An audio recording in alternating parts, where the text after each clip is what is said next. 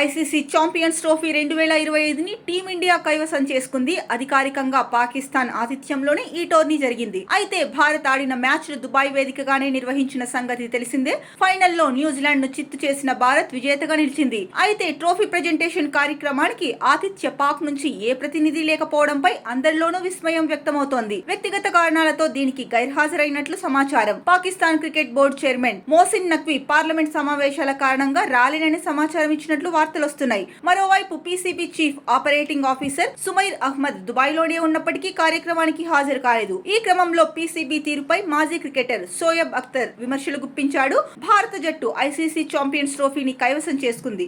అయితే ఇక్కడ నేను ఒక విషయం గమనించా.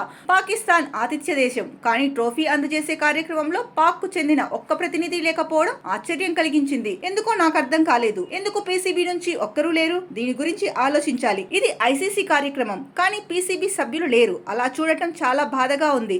ఎందుకు పీసీబీ ప్రతినిధిని పంపించలేదని అఖ్తర్ ప్రశ్నించాడు. పాకిస్తాన్ క్రికెట్ బోర్డు తీరుపై సొంత జట్టుకు చెందిన మాజీల నుంచే కాకుండా క్రికెట్ వర్గాల నుంచి తీవ్ర స్థాయిలో విమర్శలు వస్తున్నాయి. Team India ICC champions trophy final కు చేరుకోవడం, విజేతగా నిలవడం వల్లే తమ ప్రతినిధులను పంపించకుండా ఉందనేది వారి అభిప్రాయం. దాదాపు 29 ఏళ్ల తర్వాత పాక్ ఆతిథ్యమిస్తోన్న ఈ ట్రోఫీలో ఆ జట్టు కనీసం సెమీస్ కూడా చేరుకోలేకపోయింది.